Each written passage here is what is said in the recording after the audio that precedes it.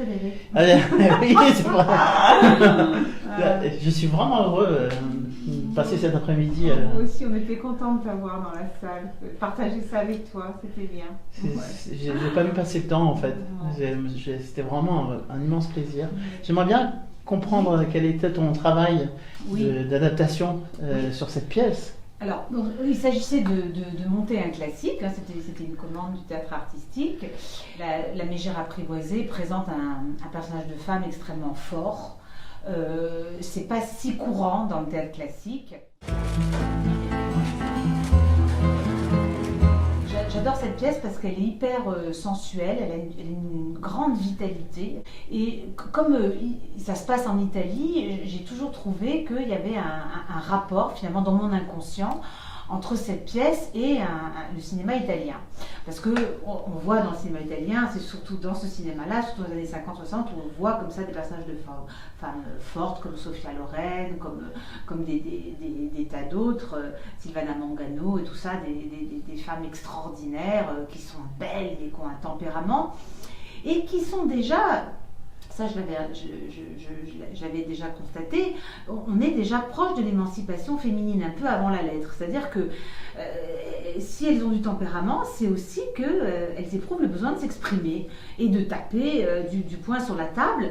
Donc très vite, j'ai fait un rapprochement comme ça entre les deux. Et puis je me suis dit, oui, ça a sa cohérence. En plus, le cinéma italien, c'est ça qui est très beau, on alterne des scènes poétiques avec des scènes plus bouffonnes, enfin fondées sur une bouffonnerie. Donc ça faisait quand même pas mal de correspondance. Je me suis dit, ça peut avoir un intérêt, un vrai charme comme ça. Et du coup, ce qui m'intéressait aussi, c'est de faire apparaître le cinéma de façon un peu concrète. À partir du moment où on parle du cinéma, donc j'ai demandé à un ami, Bernard Malater, qui est un cinéaste, il y aurait deux moyens d'expression, soit le jeu théâtral, et puis on alternerait avec des séquences filmées. Ça permettait aussi d'avoir un personnage féminin, un seul personnage féminin sur la scène, c'était Katharina, c'est une espèce de personnage de femme absolue, de féminité comme ça très, très fort, quoi, comme un soleil, avec que des hommes autour, et puis d'avoir un autre personnage, son pendant presque, qui lui, féminin, qui était sa sœur et qui n'apparaissait qu'à l'écran. Et celui-là, comme il apparaissait à l'écran, il était complètement fantasmé. Hein.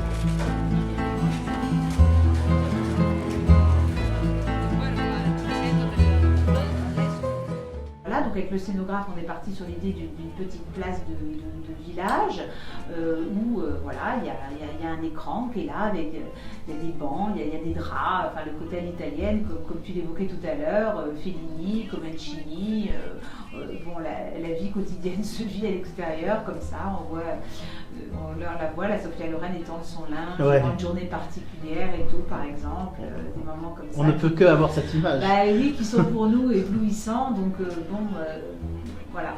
Et donc on alterne.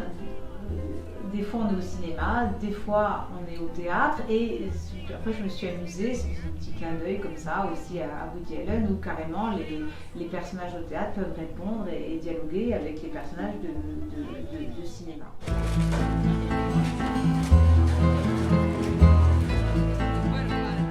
Alors évidemment, après, quand j'ai revu la pièce, je me suis dit, vraiment, j'adore cette pièce, elle est jubilatoire, puis cette vitalité, tout ça.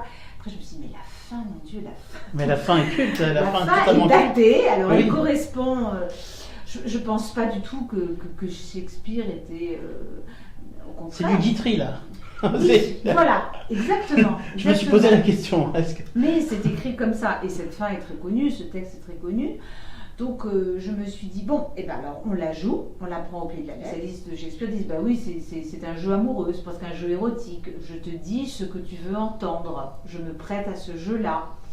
Mais malgré tout, vu le contexte actuel, comme les femmes sont quand même en train de se lever, et qu'on est quand même dans un vrai combat pour l'égalité, en tant que femme de théâtre et de femme de mon époque, il faut un point de vue. Donc je trouvais que c'était intéressant aussi que l'actrice sorte de son rôle pour dire, voilà, j'ai joué la partition, Mais voilà, c'est pas comme ça que ça je te coupe, mais oui. En fait, pour moi, il y avait deux possibilités. Ou bien jouer ce monologue au second degré avec une dose d'humour, un petit regard dans les yeux, ou le jouer au premier degré, mais il fallait faire quelque chose.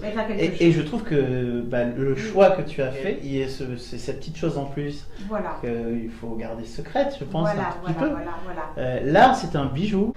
Non, mais le texte est absolument magnifique. Hein. Oui. Et je trouve que la façon dont tu as mis en scène fait transparaître les différentes couches de chaque personnage. Ils ne sont absolument pas manichéens. Elle n'est pas que fort caractère, elle a une énorme sensibilité et je trouve que Sarah joue très très bien ce registre. Très bien. Elle a tout ça en elle, elle a cette force, ce pouvoir, cette colère quand il faut l'avoir, et en même temps elle peut être extrêmement vulnérable, on a envie de la prendre dans les bras quand elle est trop, entre parenthèses, martyrisée, comme ça, mise à l'épreuve par Petruccio, qui lui aussi est ambigu. C'est ça justement. Parce que lui, il pourrait être totalement infect. Mais il ne l'est pas du tout, il est aussi dans un charme, dans une générosité. Je pense que ce domptage, parce que c'est un mot aussi qui est compliqué à entendre aujourd'hui, mais plus qu'un domptage, c'est presque j'ai envie de dire presque un parcours thérapeutique. C'est comme si chaque fois tu te mets en colère. Moi, je vais me mettre encore plus en colère que toi, je peux être encore plus dur que toi, et donc il y a une espèce d'effet de miroir comme ça, et lui dit regarde comme t'es vilaine, regarde comme on peut être vilaine quand on tape du pied, quand on hurle, quand on est dans la vocifération ou dans la colère, et c'est vraiment des belles choses aussi sur l'inconscient qu'amène Shakespeare.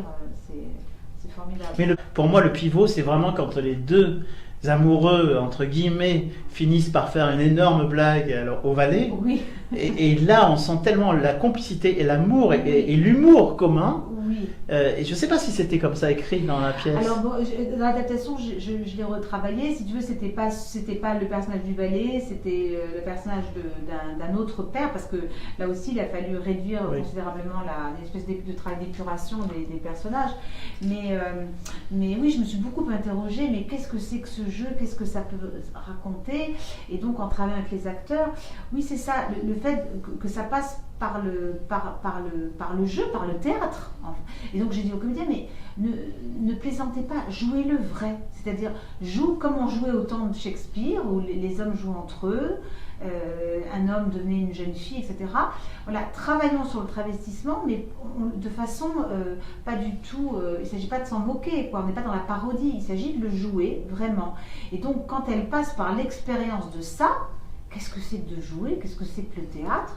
Ça ouvre des horizons, c'est formidable le jeu. De toute façon, le jeu, hein, mais et là aussi, c'est là où ils se rejoignent vraiment. En effet, tu as raison, et où ils passent un palier.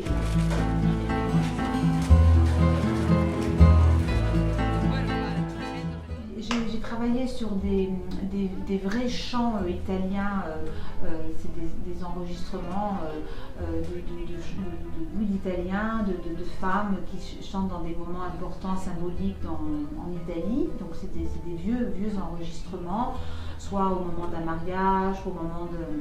Il y a une chose un peu plus funèbre que ça, mais c'est tellement poétique, c'est tellement poignant. Donc ça, c'est des chants italiens pour donner le côté un peu authentique. Et puis, il y avait aussi toute la musique des années 50-60 en Italie, les mambos, les choses un peu, les musiques un peu sensuelles ou alors très sucrées, qui racontent aussi une époque, mais aussi une culture, hein, parce que les Italiens sont très amoureux de ces chansons un peu, tu vois, voilà, un peu sucrées, un peu romantiques comme ça, donc de contrepoint un peu comique. Et puis à la fin, donc quand Katharina prend la parole en tant que femme, il y a ce commentaire de Vivaldi, quoi, voilà. Donc oui, j'essaie de travailler sur des choses un peu signifiantes, que ce soit jamais illustratif, mais que la musique apporte quelque chose. Hein. J'ai l'impression que, moi j'ai vu vraiment une après-midi de travail, donc c'est difficile d'imaginer le rythme dans cet après-midi-là. Mais c'était très haché, on va dire. C'était haché, mais c'était du travail. Mais je m'attends maintenant avoir une pièce, quelque chose de très fluide, qui s'enchaîne comme ça. Bien sûr, oui, la fluidité, c'est important. Je l'ai vu, j'ai hâte. Je crois que je vais pas dormir pendant 3 jours. Oh, tu dis ça. Voilà, j'espère qu'on va être à la hauteur. Je crois que je suis aussi excité que vous, en vérité. Non, mais... En tout cas, merci d'avoir passé ce moment aujourd'hui avec nous. Hein. C'était un vrai plaisir. Merci, Frédéric.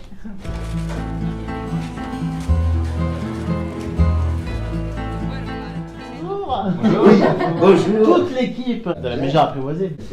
Elle a dit, on est tout à fait dans l'Italie des années 50. Oui. Sur la place d'un village, sur la place une place de Padoue, puisque ça se passe à Padoue. Hein. D'accord. Ça peut être une place de Padoue. Qui est un cinéma en plein air installé sur la place. Et le cinéma joue avec les comédiens qui sont sur scène. D'accord. Donc voilà. C'est l'interaction entre la partie filmée et la partie jouée.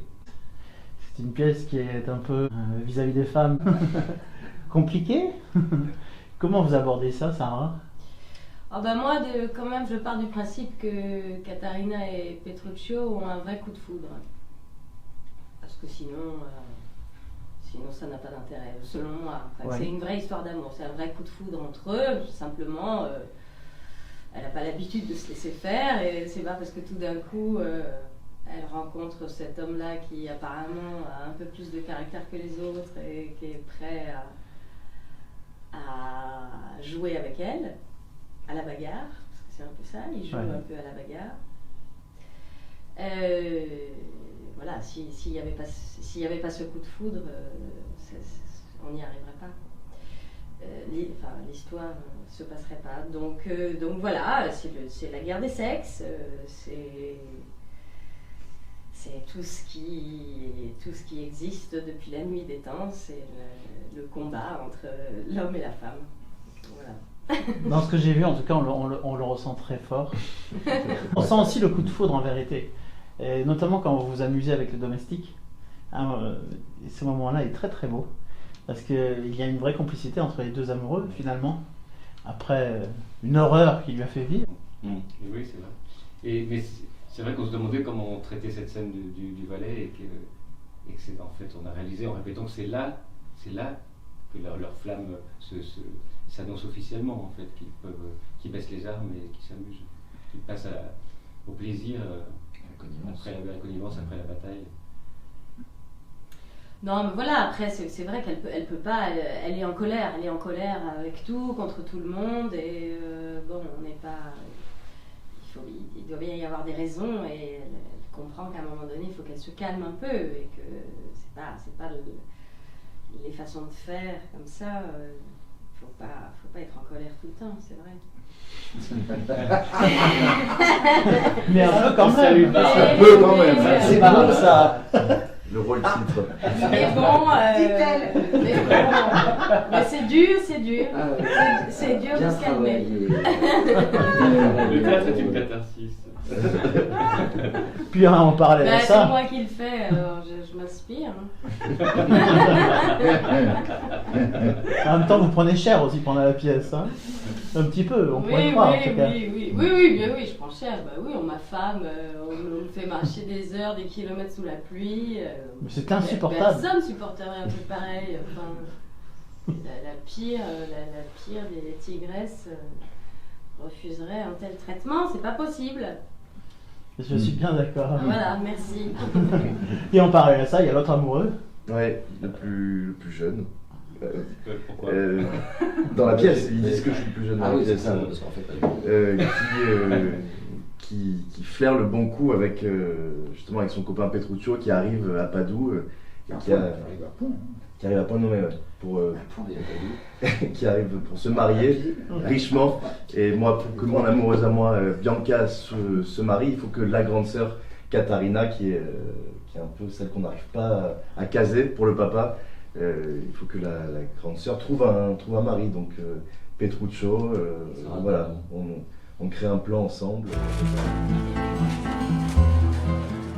Il se laisse un peu embarquer dans le truc, et puis après il y a quand même une connivence un petit peu avec les uns les autres, puisque je joue un peu sur les deux camps, et je collabore avec l'infâme Petruccio pour martyriser cette pauvre Katharina. Non, mais le valet, lui, il va là où on le paye. Oui, hein. oui, en fait, c'est ça. Ouais. C'est le valet de service. Moi j'ai un gros coup de foudre pour le valet. Bah, écoutez, je vous en prie. Je dirais que le valet, c'est le valet de 2020. Ah ouais, dis donc. Ah oui, le valet de 2020, le valet 2.0, en fait. 2.0. Le valet 2.0. Très jolie chorégraphie. Oui, c'est ça. Ouais, On ouais, a ouais. beaucoup travaillé dessus. C'est le valet, le balai. C'est le valet, le balai. Oui, C'est oui. le Toi, vous Attends. l'avez vu presque arrêté. Hein. Ouais, c'est ça. Vous n'avez pas vu dans la continuité. Oh, c'est une farandole. Oui. Eh oui. Ah, oui, Ça oui. virevolte. Ah, ça virevolte, C'est c'est hyper partout. physique en plus. Oh là là, Ah oui. j'ai perdu. Après, je l'engage. Oui. C'est ça. Non, mais c'est vrai que si, quand même, il en fait beaucoup, hein, Mais physiquement. c'est Ouais, très bien c'est le vrai. truc, c'est très bien. Sans lumière. Et puis tout ça avec le papa. Ah oui, le papa. Sans le papa, alors là, Que voulez-vous? moi le papa, ça, Le donne. Il faut qu'il soit là. j'ai l'impression vraiment d'avoir rencontré un vieil acteur italien. Bah, il faut les. Il est veuf, il veut la tranquillité. Ah bon. Et donc le mieux c'est de refourguer les deux le plus rapidement possible pour aller faire la fête après. Hein. Et dormir. Et dormir quand il faut. Voilà. Mais elles sont adorables quand même avec lui. On sent qu'elles l'aiment. Ça, Ah oui, c'est vrai. ça, oui. On aime que toi, d'ailleurs. Oui, ça je dois dire. Et que tu les aimes aussi. Hein? Ouais, il les adore, moi je les adore. Et ben, elle aussi. Eh, mais malin quand même. Hein? Malin. Ben, ça tombe bien que ce jeune homme passe par là. Ouais. Puis la règle est dictée au départ. Quand Hein? même. La règle est dictée au départ. Oui, la règle est dictée au départ. Enfin, le hasard fait bien les choses pour le papa, disons. Ouais, Non. tout à fait. Mm. C'est une pièce extrêmement bien écrite, c'est un peu sulfureux et subversif par rapport à notre époque Ah finalement. bah là, oui. C'est une comédie de Shakespeare. Mais oui, c'est une comédie. de Shakespeare. Mais je trouve que, enfin, en tout cas dans ce que j'ai vu, ça m'a refait redécouvrir le texte, je dirais. Avec grand plaisir. Ah bah tant mieux. Ouais. Il a très bien été adapté, je dois dire. Oui.